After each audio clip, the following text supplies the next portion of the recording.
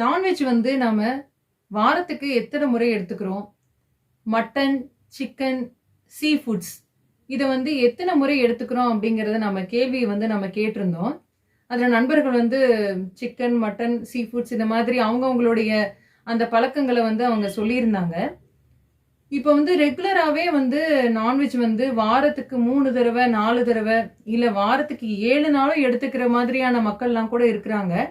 இந்த மாதிரி அசைவ உணவுகள வந்து நாம தொடர்ச்சியா எடுத்துக்கிட்டோம் அப்படின்னா, என்ன மாதிரியான பிரச்சனைகள் வரும்? வாரத்துக்கு நாம மட்டன் எடுத்துக்கணுமா? சிக்கனா? இல்ல மீன் வகைகளா? அப்படிங்கிறத பத்தி தான் இந்த பதிவுல சொல்லப் போறேன். பொதுவாவே வந்து அசைவ உணவுகள்னால வந்து நல்ல வந்து ஒரு முழுமையான வந்து புரத சத்து நமக்கு கிடைக்குது. ஆனா, அது அளவா இருக்கும் பொழுது தான் நமக்கு வந்து பயன்படுது. அளவுக்கு அதிகமா நம்ம எடுத்துக்கக்கூடிய அந்த கொழுப்பு சத்துக்கள் எல்லாமே வந்து நம்ம உடம்புல வந்து அடிப்போஸ் டிஷ்யூவா வந்து ஃபேட்டா வந்து ஸ்டோர் ஆகுதுங்க. இன்னும் அதிகமா எடுக்கும் பொழுது நம்முடைய உள் உறுப்புகள் இன்டர்னல் ஆர்கன்ஸ்லலாம் வந்து டெபாசிட் ஆகுறதுனால நிறைய ஹார்மோன் சம்பந்தமான பிரச்சனைகள்லாம் வந்து ஏற்படுது.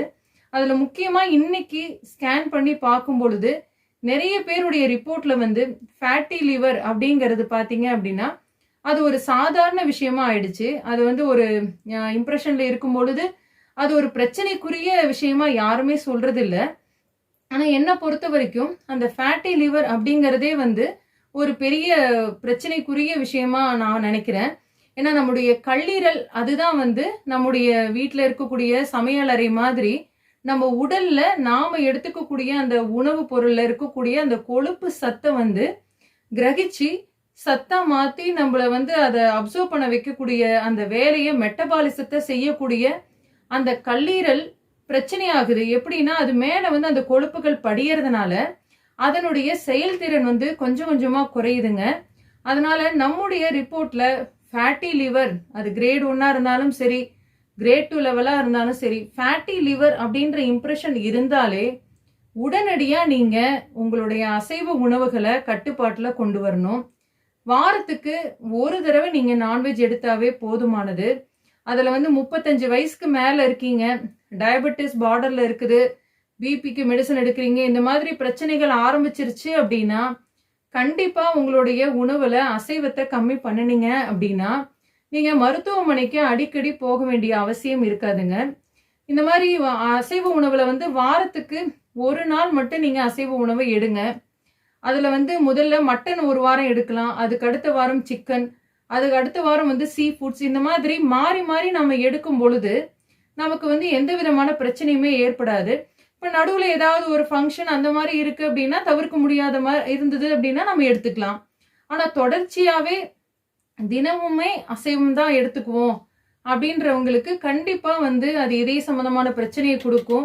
ஏன்னா எக்ஸ்ட்ரா கொழுப்பு எல்லாமே வந்து நம்ம கல்லீரல்ல உள்ள உறுப்புகள்ல வந்து போய் டெபாசிட் ஆகிறது தான் இன்னைக்கு குழந்தையின்மை பிரச்சனைக்கு முதல் காரணமா இருக்குது.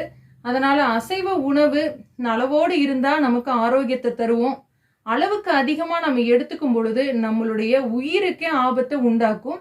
அதனால அசைவ உணவு வாரம் ஒரு முறை அப்படிங்கிறத நீங்க மனசுல வச்சுக்கோங்க.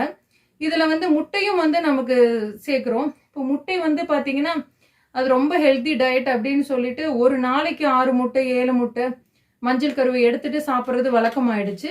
மஞ்சள் கருவை எடுத்து நீங்க வேஸ்ட் பண்ணாதீங்க, அளவா எடுத்துக்கோங்க. ஒரு முட்டை முழுமையான சத்துக்கள் உங்களுக்கு கிடைக்கும், நல்ல கொழுப்பும் அதுல இருக்குது. அதனால ஒரு நாளைக்கு ஒரு முட்டை அப்படிங்கிற விதத்துல பெரியவங்களா இருந்தாங்க 35 வயசுக்கு மேல அப்படின்னா வாரத்துக்கு 5ல இருந்து 6 முட்டை, ஒரு நாளைக்கு 6 முட்டை இல்லைங்க, வாரத்துக்கு 5ல இருந்து 6 முட்டை நீங்க மஞ்சள் கருவோட சேர்த்து எடுத்துக்கலாம்.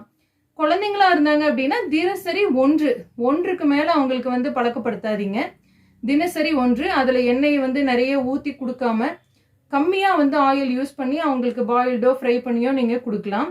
அசைவ உணவு அளவோடு இருந்தால் மட்டும்தான் நமக்கு ஆரோக்கியம். நன்றி மக்களே.